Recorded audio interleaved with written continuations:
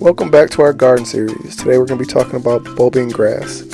Bulbine grass is a perennial plant native to South Africa where it grows naturally in rocky outcroppings and dry grasslands. It has widely been cultivated in other regions, including Australia, California, and Florida. In South Africa, it has traditional medicinal uses for treating burns, skin irritations, and insect bites.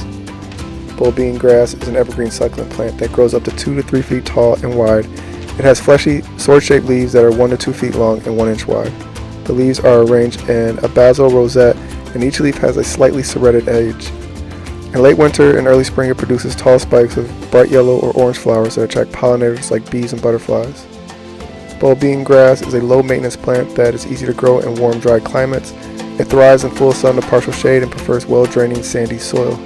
It is a drought tolerant and can handle periods of dryness, but it will also grow well with the occasional watering. It can be propagated from seeds or cuttings. Bulbine grass is a great companion plant for other succulents and cacti, as well as low-growing shrubs and ground covers. It can also be used as a border plant, and its bright flowers can add color to a mixed garden bed. It is not recommended to plant bulbine grass with plants that require a lot of water or in areas of high humidity. Bulbine grass is commonly used as an ornamental plant in landscaping and gardening. Its drought tolerance and low maintenance make it a popular choice for xeriscaping and rock gardens. It is also used in traditional medicine for its anti-inflammatory, antiseptic, and healing properties. The sap from the leaves can be used topically to treat burns, cuts, and insect bites. Some people also use it to treat skin conditions like eczema.